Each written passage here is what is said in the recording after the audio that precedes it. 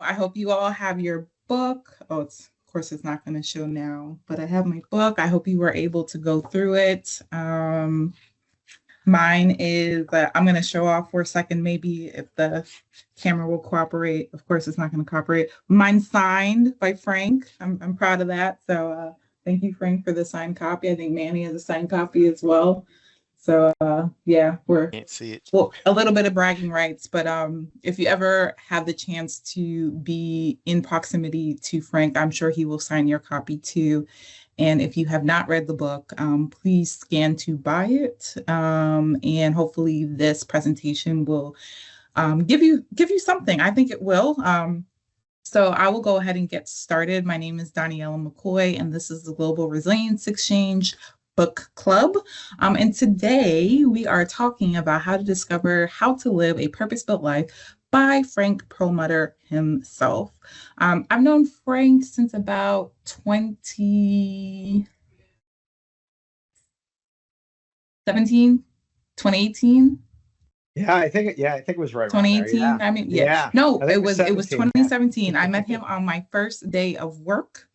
They threw me actually before I actually started my contract. They threw me into the pit, and Frank was there to support. So Frank has always been a supportive part of my business continuity journey. So I'm super happy to have him here presenting. So I will take a few minutes and just read his bio.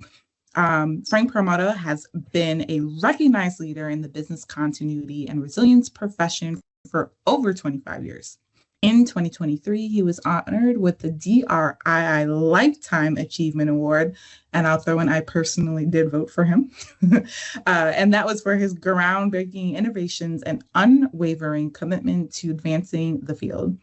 He was the founder and CEO of Strategic BCP and the lead business architect of Resilience One, a widely used business continuity and risk management software platform.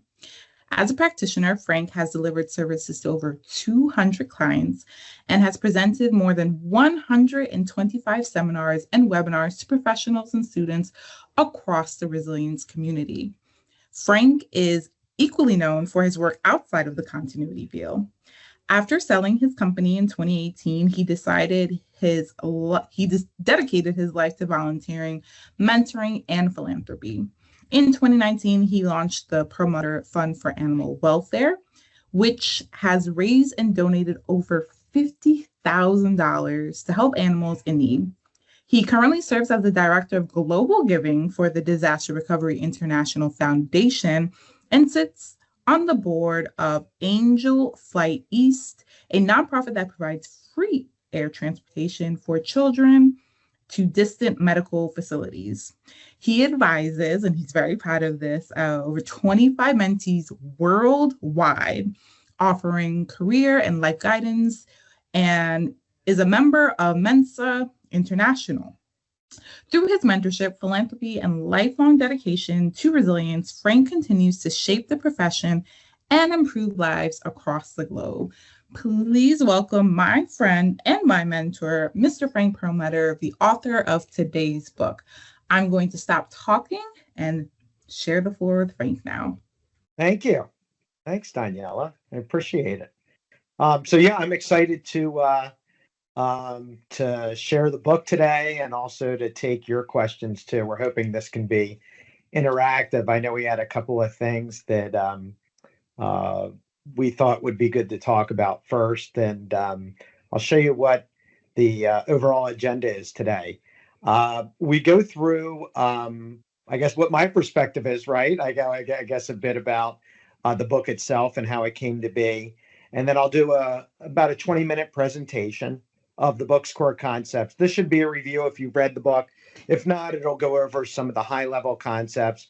And then I'll start taking questions, and I want to relate the concepts of the book right into the resilience field. So about an hour, I would say. I'm happy to go a little longer or shorter, whatever anybody wants to do today. It's very flexible. I'm going to keep you honest, Frank. Yeah, keep at me an hour. honest. Yeah, we won't go over. Actually, it's funny. I actually have I have a lesson right after that, so it's a music lesson. So, yeah. So Danielle, would you like to So start? I've come up with a few questions to start us off. So first being, what led you to write this book? Yeah, so my career spanned in business continuity spanned, my gosh, I guess it's over 25 years now. And then throughout my career, I learned a lot of different uh, principles, things where I was really successful, things where I wasn't. I had a whole series of um, uh, when I was a practitioner, a whole series of things that I was doing, trying out different methodologies and things like that. I wrote up, there's a whole series of presentations on that.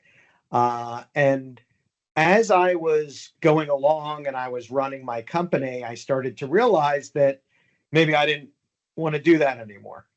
There was like a period of um, reflection, and I had started to do it a lot because I had come up with there was a system called the role identity process. It wasn't called that back then, it was a spreadsheet where I was looking and saying, where was I getting satisfaction in my life? And I think as the years went by, the work part of it was becoming like a little bit less and less. And I wanted to focus more on my collaborative relationships and everything. So uh, I started to do that. And then basically after I had sold my company, I said, boy, I just started writing it all down. It was mostly, I guess you could sort of say like a therapeutic kind of thing.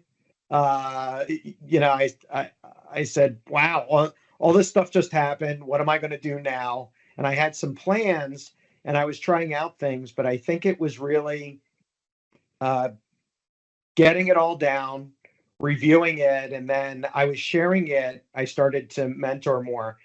And as I was looking at it, I was sharing what I was writing down with people. And then I was like, well, why don't you just turn this into a book?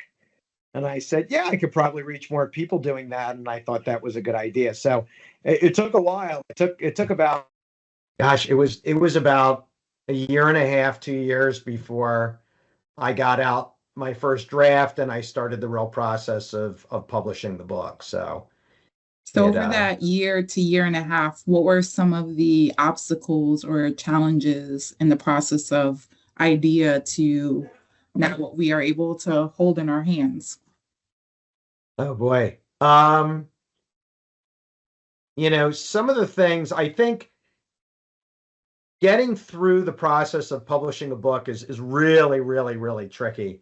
I didn't realize that it was going to be so difficult. They said, oh, self-publishing, it sounds so easy because you have control over it, but you have to know how to edit it and lay it out.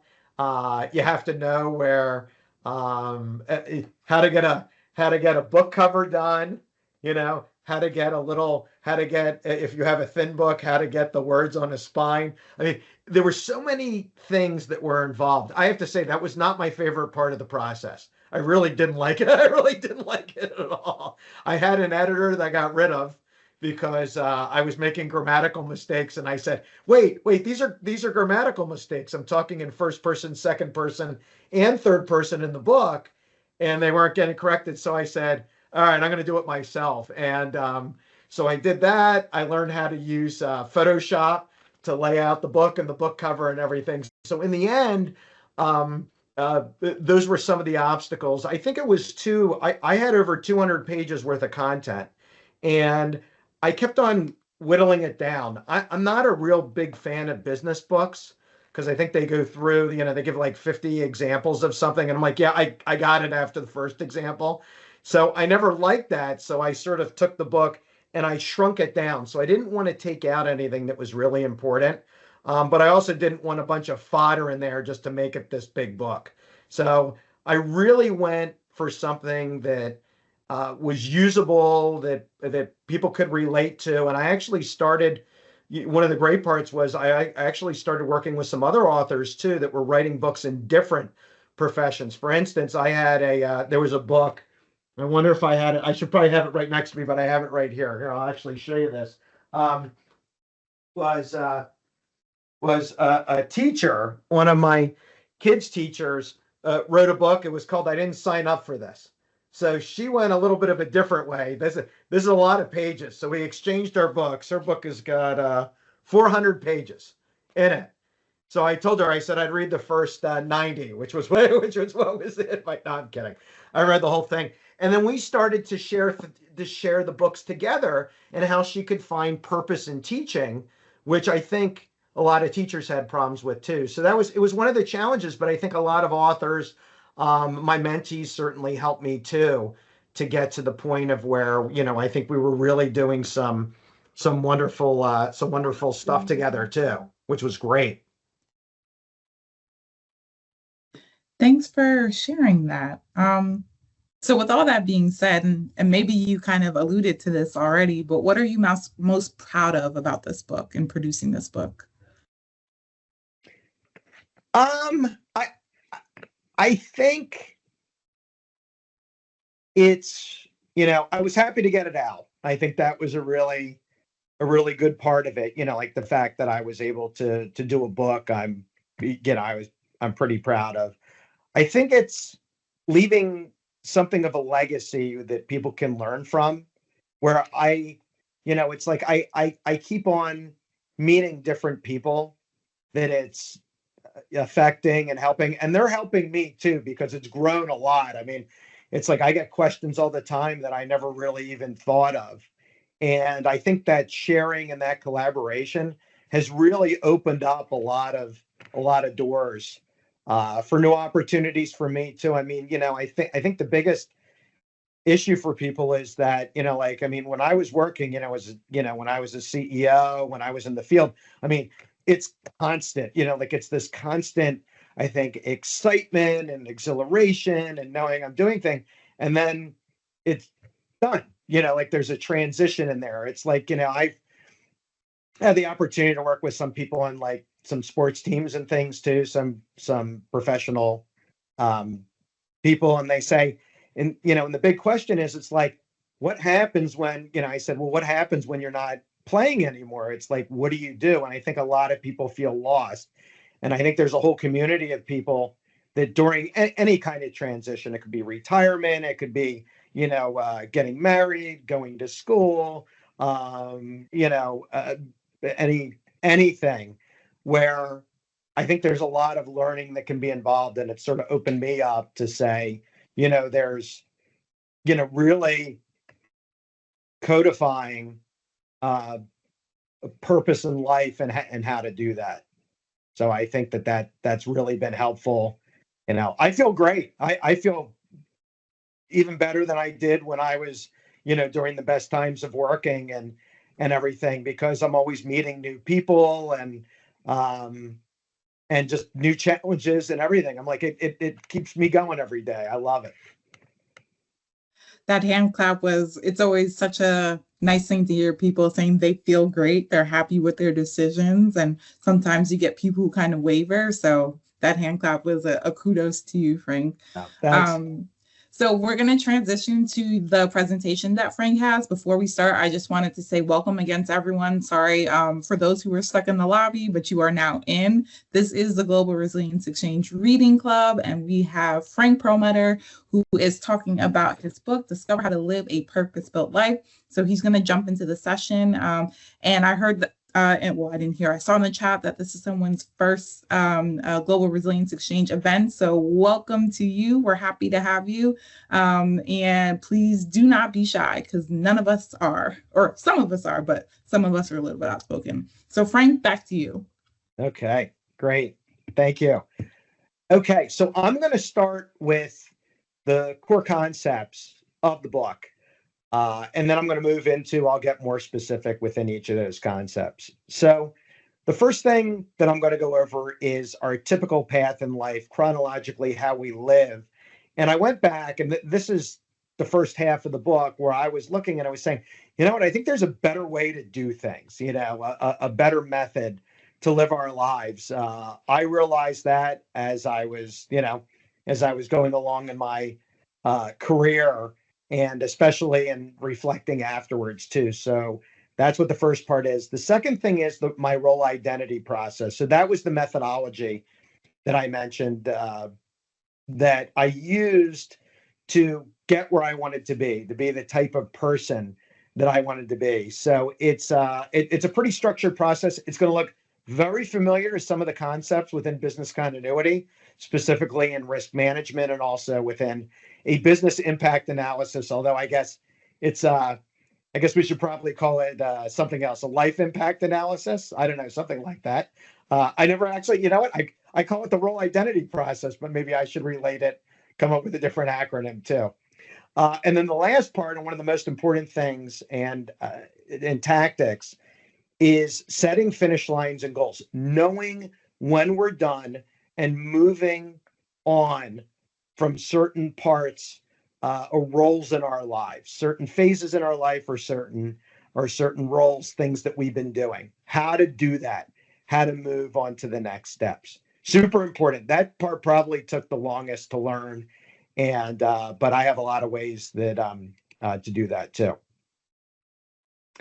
Okay, so the first thing is the 4 approaches to life. So this is how we typically live our lives. When we start out, when we're young, we are collaborative, we're exploratory. I want you to notice something here too. I'll mention this up front. In the last approach, we are also collaborative and we're purposeful. So we're working with other people. So when we're younger, we want to feel like, we're part of a group, we're accepted by other people, we're exploring, we're finding out what we like and what we don't like. And we start off with a sense of, we're seeking fairness in the world. We want to feel like we're being treated the right way. So as we're doing that, eventually what we do is we move into a more competitive arena. I remember when I was younger, I started getting graded. It started mattering. I started playing sports. There were scores and there was grades and all those things. We want, via those things, we're proving to ourselves that we're good enough. We're good enough. We have that self-esteem. And this goes on into a next phase into, go to college or we go to work. And then now we're evaluating ourselves through wealth, through fame, through promotions, through raises, through awards, all of those other things. We're competing with other people to achieve these different things. Okay. And there's a collaboration in there too. There's definitely collaboration, but this is a part of where we're focused on ourselves and we're doing things to achieve, and enjoy, like I say, like wealth and the fame and, and obviously we have to work too because we need to live and everything. But there's the things that go beyond that. Nothing wrong with that. Nothing wrong with that at all. One of the things, though, that happens a lot is that we stay in that phase very long. And there's a reason why we do that. One, it's because, we don't really think about it for a while. It's what we've been doing for so long. So phase 3 is like where we become self-reflective. We want more than what this competitive life is providing us. We feel unfulfilled.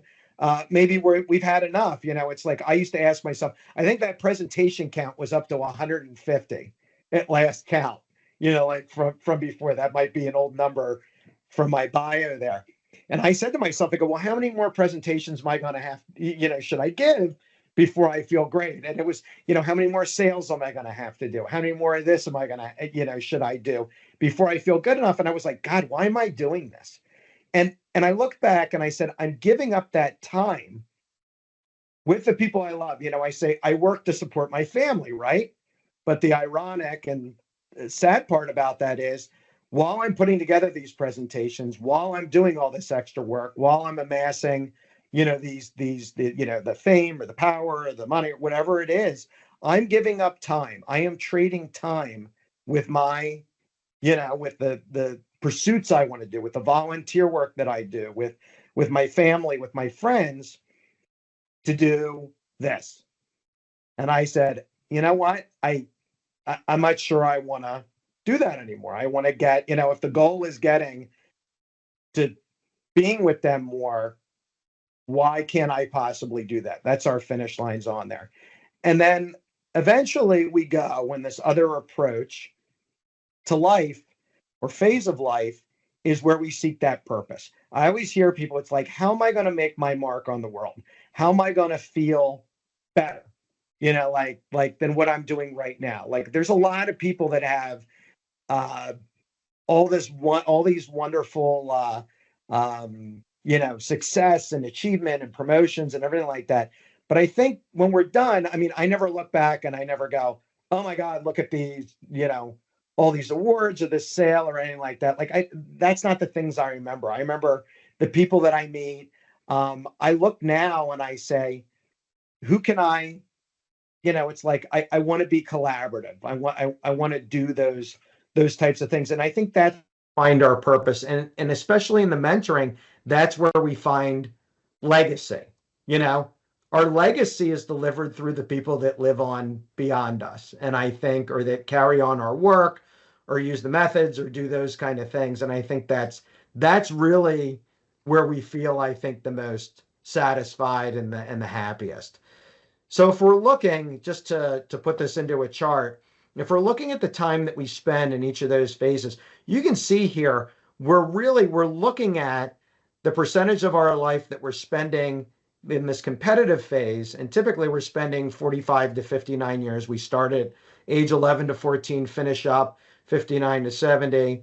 You can see that's the great majority of our life. And then the good stuff is here, starting 60 to 71. This is actually outdated now. They looked at the life expectancy. That's actually shorter right now. So we're spending most of our lives competing and chasing success. And like I said, there's that trade-off of time for these other things. We should be introspective earlier in life and say, maybe there's a better balance that we can strike in between that collaborative, since we're getting back to that anyway. So when I talk with students, or I talk with people just beginning their careers, or I talk with really almost anybody, I say, now's as good a time as any to go back and to say, it's like, well, I loved working with cats, and then but I was traveling all over the place, and I didn't have time to do that. That was my passion. And I went back and I found ways that I could start to do that again. Not when you retire, but as you're working, that combination, and it makes it a lot easier to go from one to the other. One of the other real interesting things that I saw too is there's a Gallup poll. And a Gallup poll, they asked people, it said, when do you think you're going to retire? And they said certain number of years. And then they checked back in and they said, when did you actually stop working? Moving on. So this is just an example of a transition that they made. And they've done this now. I think it's either 20 or 22 years, and they check every 2 years. And every single year, every single time they asked, the actual retirement age, okay, was sooner than when they actually thought they were going to retire. So business continuity professionals, right? Well, I'm going to retire at age 50, at age 65. Well, no, it was 61, 60. It was less. I believe it was anywhere from 2 to 5 years less each and every year. So we retire quicker and we get moved into a different part of our lives, whether we want to or not. And I actually talk about that in the book too. So the important thing is to frame our lives, to look at what we're doing right now and to see, is there a better way to do this? So what I did was I thought, yeah, there could be a better way. And I came up with a role identity process. It's 10 steps, easy steps. I'm not going to go through all 10 in detail, but I want to tell you how this basically works, and I think you'll get the idea. So who we are, our identity, is composed of our different roles in life. Roles are things that we do. We're a parent, we're a friend, we're wage earners, we're commuters, we're travelers, we're volunteers. We do all of these different things in our lives. There's lots of them. And collectively, they compose our identity.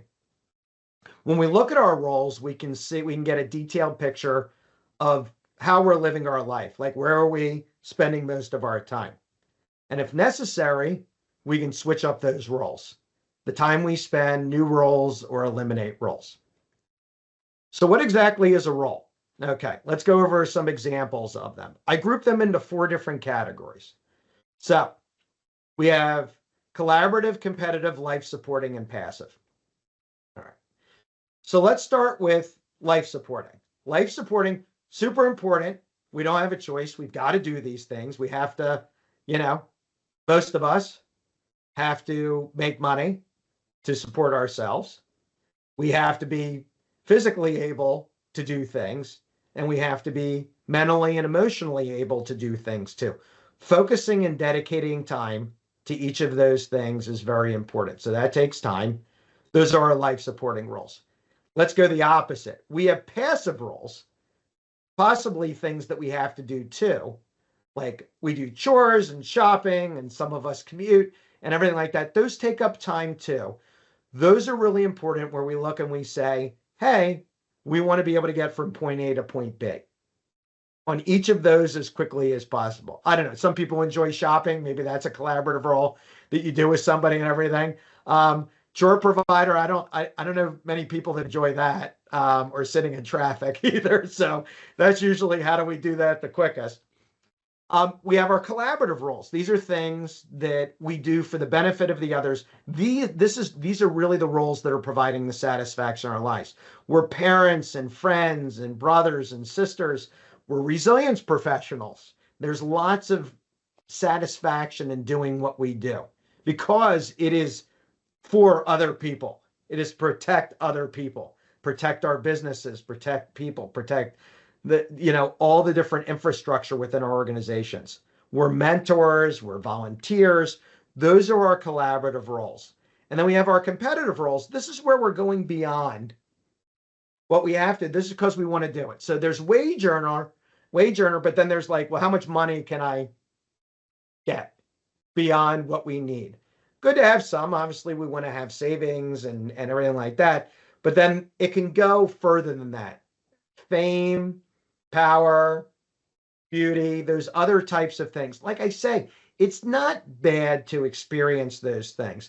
But I think when that's a destination rather than just a stop along the journey, I think that's where it can become problematic for people, where people just don't feel that level of satisfaction, where they start to wonder, it's like, hey, I keep on earning money and I keep on doing this and I keep on getting promotions and I keep on doing those things. But we're losing that time with the people that we care about and with the pursuits that we want to do. So here's how the process works.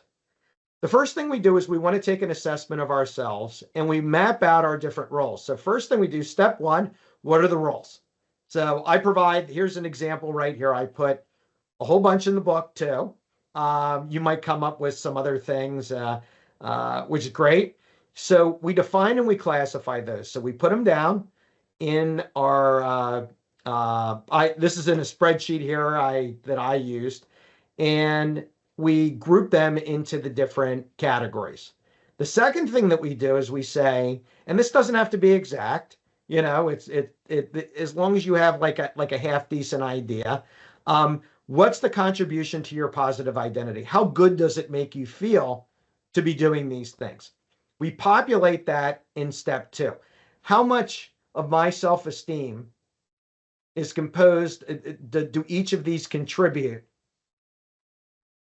to me feeling good about myself? So, how much do each of these contribute to my identity and my self-esteem? And then the step 3 that we do is we say, okay, let's put down the time we spend in each of those particular roles on here. And this is both conscious and unconscious time. Because I had a thing of where I was sleeping, but was I really sleeping? It's like, no, I was thinking about work. And I was thinking about, and I was thinking about all of these other things. It might not be work. It might be being a parent, or, some of those collaborative roles. That's great too. But the thing is, when we're capturing our time, what we want to do is we want to be honest with ourselves. And like I say, you're not going to be exact unless you're doing a stopwatch or a timer. I guess there's tools that could probably do that on phones and your computer too. But we want to see how that aligns. And the thing that I noticed on mine, and I think a lot of the mentees noticed too, is that the time spent in some of the roles is much less than we should be spending on there. The goal is to align this with what we want our positive identity to be. I'm sorry, I forgot to flip the slide. There we go. Is what we want it to be. So when we look at what our targets are on there, okay, we set that target. So I'm sorry, I always say we don't want to assume that this is correct on here. I wanted this to be what how I wanted my identity to look. So I wanted to spend more time being a parent. I wanted to spend more time being a husband and a friend. I wanted to be a better kid for my mom. I saw her during holidays and in phone calls and stuff, but I wasn't here. My volunteer work had gotten to really be down to almost nothing because I couldn't take care of the cats and adopt them if I wasn't here. So it made it like, I wanted to realign myself. So what we do is we look at that overall future direction. You can see I was shifting into those collaborative roles more, much more important, and then less on the self-centered and actually more on the life supporting. Very different alignments on here into this. Now, obviously, this is just very, it's like your chart will look dramatically different from other people's charts. Wage earner, like we said, you got to do it.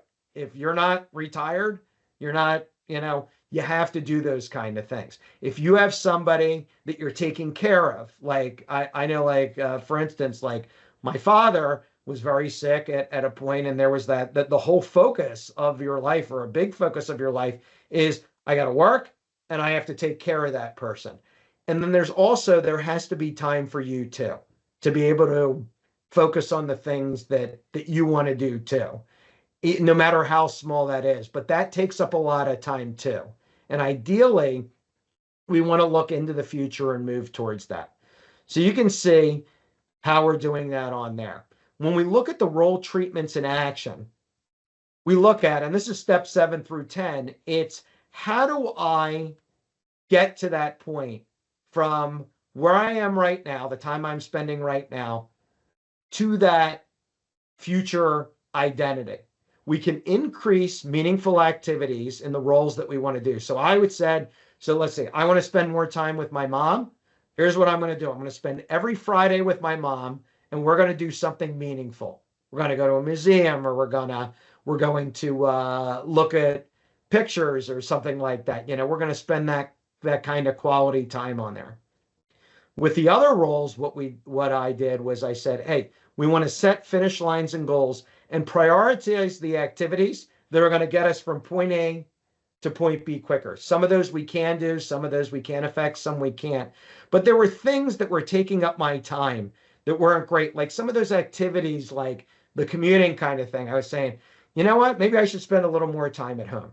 I don't like this driving kind of thing. And now it's a part of our lives. We've almost pushed ourselves more into those collaborative types of roles to be able to spend time with people, hopefully not doing chores. I know some people are like, well, now I get to do more chores. And I'm like, stop doing more chores. I'm like, do the more, you were doing them when you weren't at home. And I'm like, maybe have somebody help you out too.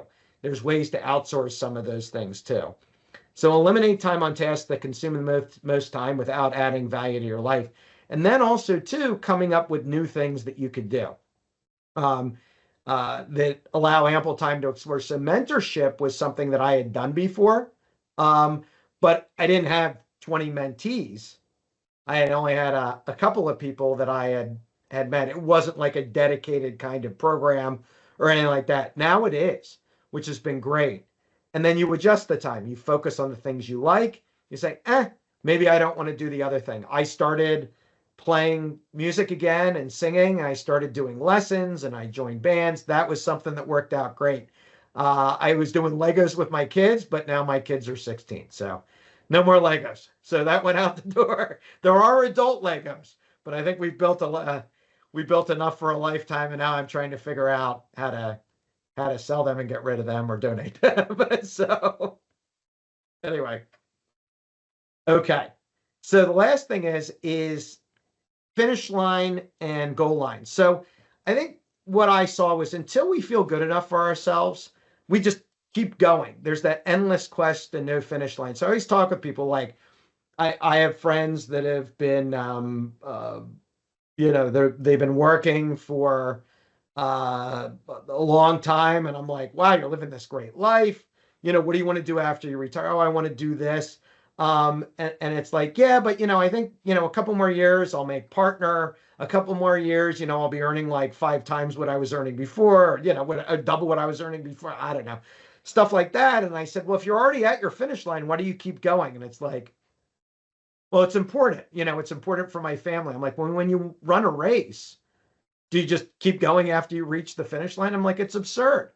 You have to reflect and set those finish lines and know where they are and stick with them, or else you're just going to go and go and go. You have to say how much is enough. I actually talk about that in the book, and always look at it as, people used to say to me after I sold my company, they're like, man, boy, if you would have stayed in there like another 2-3 years, you would have gotten another this amount of money or that amount of money or whatever like that. And I said, well, and I'm like, I don't think that's how it would have went. I think I would have probably collapsed or just gotten fed up or would have had a heart attack or something. I look at it differently. Think of that time sacrificed in meaningful relationships in pursuit, because you're saying, and it's like, I'm exchanging X number of dollars or the ability to do another 10 presentations for a year of time that I could be spending with my kids or doing something charitable that I really, at this point in my life, enjoy so much more. So set realistic goals, commit to the finish line. Don't move the goalposts on there. Okay. So that's the presentation. Like I said, there's a lot more in the book too. And I know, Daniela, did you want to start taking some questions? So I will start us off. Frank would really like for audience participation in questions. So I'll start with one, and then we'll open the floor. And if you guys are quiet, I have plenty more where that came from. But Frank, I will start by asking you talk about living a purpose-built life. How do you see this concept translating into how professionals approach their career purpose, especially in continuity where the work is often behind the scenes until a crisis happens? Yeah.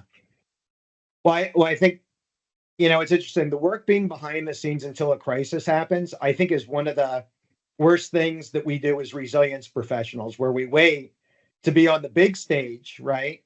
And we haven't even been on the small stage, which is our everyday work. If we're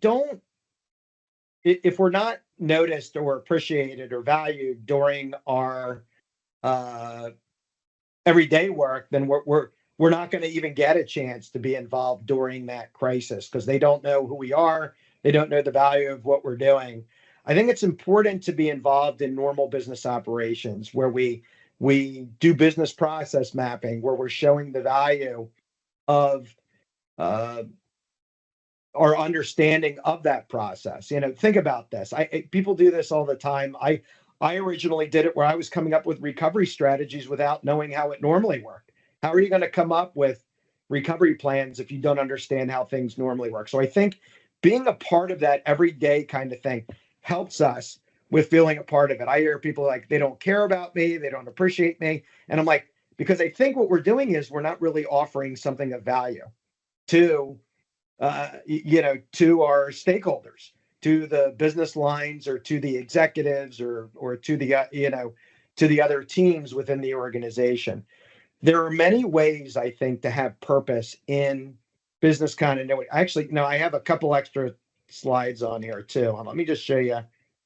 Here's a mission statement that I came up with on here of business continuity.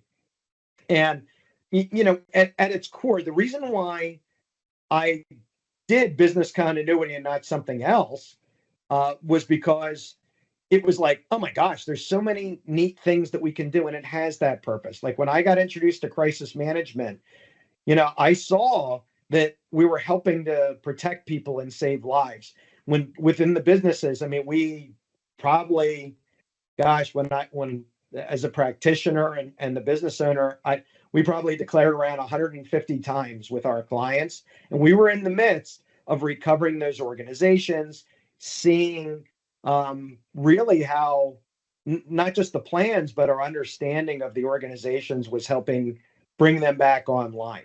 So, I mean, I got to tell you, I don't think there's any better career.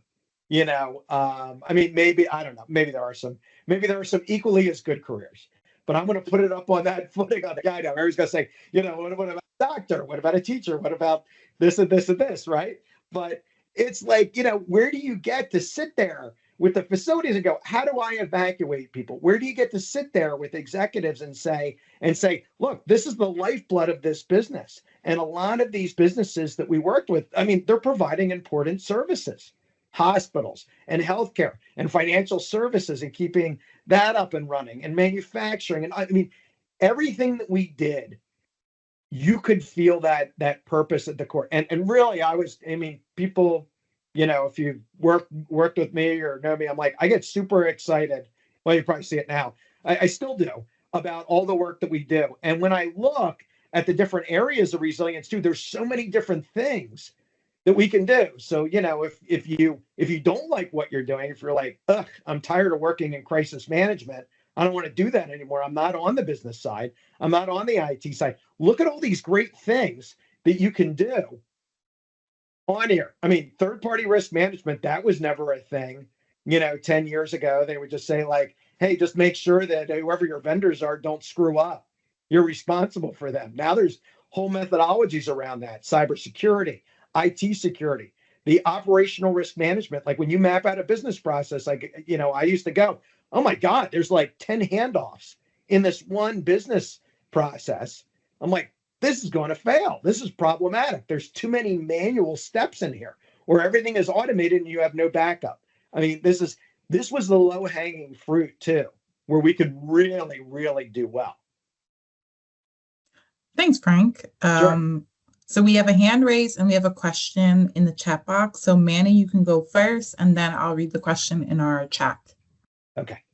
Thank you, Daniela. Thank you, Frank, for the excellent presentation. As a phase 4 individual, I wish I had this insight when I was in phase 2, because some of the things that you talk about are more valuable when you're in that phase. For example, not all folks in phase 2 are encouraged to about the time value of money. If they start saving when they're that age, when they get to phase 3 and 4, they'll have that financial foundation to aid in the things that they would like to do. So I was thinking if that was part of the future role identity process, to include becoming financially independent over the years. It takes time. It is. There's actually, I wrote about that in the book. It's both in, I forget which chapter it is, but it talks about how much money is enough. Right. And then there's also, there's a mention, there's an appendix too. It's I have a book right here. Hold on. I can tell you exactly where it is. There's an appendix too about the fight. Yeah, here we go. This on income and expenses. Retirement age. Yes. Yeah, I don't know if you can see that. I don't know if it's blocking it out. I have it. Oh, there we go. Yeah, there it is. Yeah, Appendix A. So I don't have the spreadsheet in there, but what I said was, I was like, it allowed me. I wrote up a spreadsheet that said how much is like how much time would it take to reach my goal. So I would balance the time and the money on there. I would go through that with mentees. I had a good friend of mine who goes, well, I need this much to retire. I go, you don't need that much to retire. It's this. Like I put in, and I'm like, you are not even in the ballpark. And there were like other folks that were doing that too. So a lot of people overestimate that and put it on there, and it goes, all right, Smarty, how long is it going to take me to retire? And I said, you're going to be age 127. So unless he's, it was the old guy in the Bible. Was that Methuselah? I forget. Yes. I'm not great with that. Yeah, but I said, unless you're living, longer than anybody's ever lived, I said, I don't think it really requires that. So I would balance it out. And it was interesting because I was like, wow, a year of my life is worth this amount of money. And that really was like a very stark realization that said, you know what? No, I don't want to do that anymore. And I stopped. I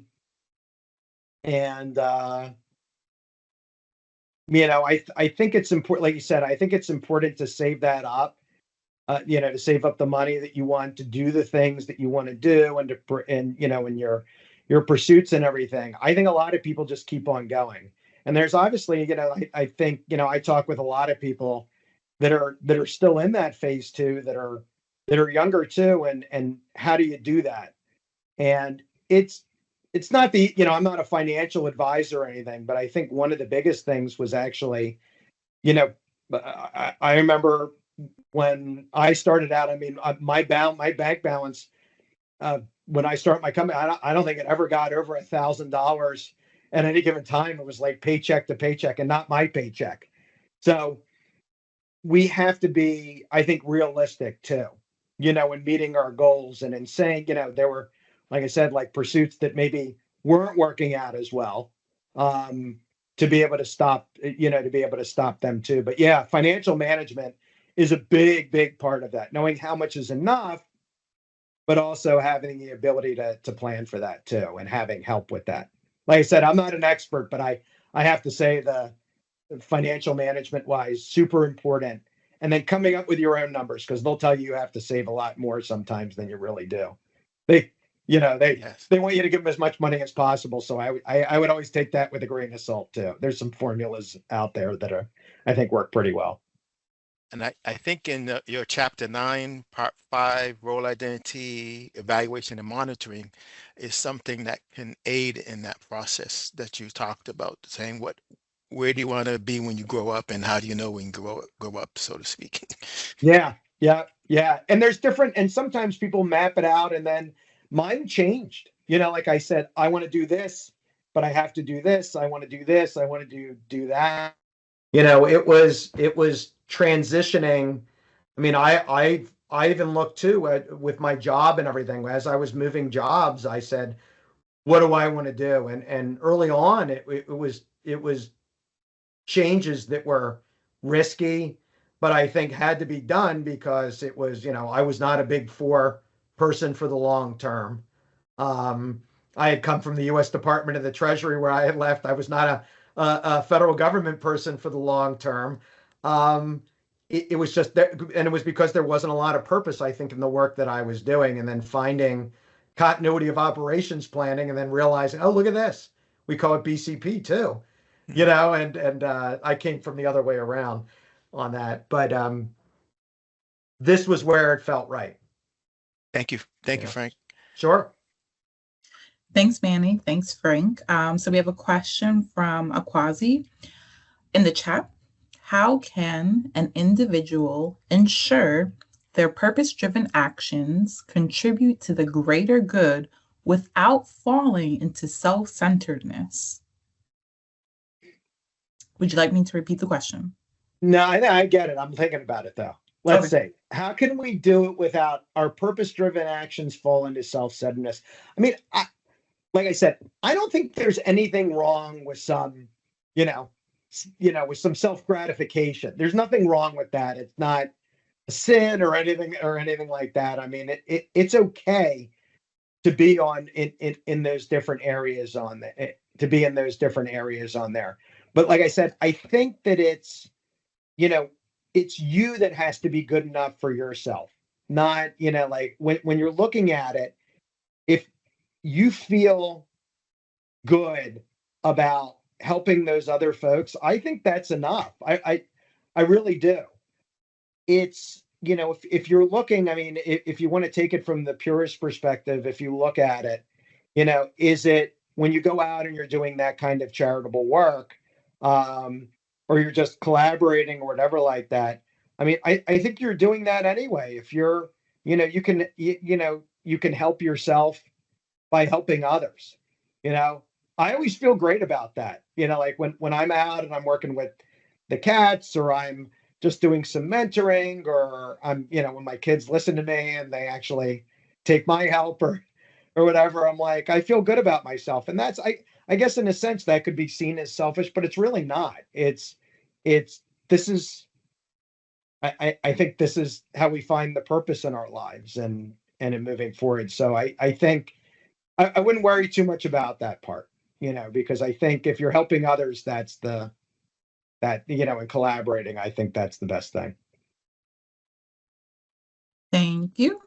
Sure. And I think about what you said about like leaving a legacy. Your legacy is like what people will carry on. So if you are self-centered, you don't have a legacy, which is kind of opposite of like purpose, right? You're trying to leave something beyond. So I guess you wouldn't be around to see your legacy, but that would be one thing I would think about. Yeah. Everyone has a dash. It makes a difference what you do with your dash. From the time you're born to the time you're no longer here physically. Yeah. So you have about 8 minutes. I'm going to ask another question. If someone else has a question, let me know and I won't keep going. But Frank, many continuity professionals wear multiple hats: planner, leader, educator, counselor. What advice do you give for maintaining clarity of purpose across those roles? Well, I would put them in your spreadsheet. I'd put them in there and I would say, here's the roles that I have, and really take a look and say which ones bring you the most satisfaction and purpose. I think that's the best way to do it. You have to assess it. I did that. If you look, let's just say, I mean, I don't know if anybody does all these things, but I can tell you there were certain things that I really liked doing. And there were other things that I was like, I wasn't real happy doing. Like writing plans was never my favorite thing.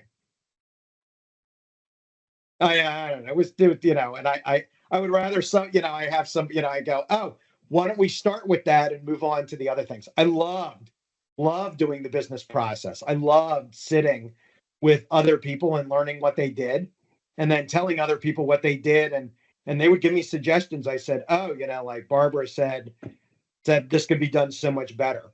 I love that kind of stuff. But it's I think it's different for everybody. But do that analysis on your roles at work. Like you said, if you're wearing those different hats, all those are a different role, and see which one you like the best and lean into that. And if there's not one, honestly, if there's not one that you can lean into and you don't like it, then you might want to look either for, maybe a different profession, or maybe a different area or a discipline in that, in resilience. Perfect. Thanks for that. And Frank, Sure. I know you have a slide with your contact information. So just in case folks have to sneak out a little bit, try to get to another meeting. Perfect. I just want them to have access to that. We have a question in the chat. Frank, any thoughts, advice, or observations from the times in your life and career when you made pivots? And that's from Stephanie. Times in my life when I made pivots. Yeah, I think it's, so let's just, I talk about retirement, but there's a lot of other things too. Like when I'm with resilience professionals, they'll tell me too, it's like, all right, I'm getting ready to, let's say, leave a job, or I'm getting ready to do a search for a new job. Or I've had people, it's like, oh, I'm getting married. I've had people, it's like, oh, I'm having a child. I'm going to take off for a couple of months. It's interesting. There's so many different pivots that you have.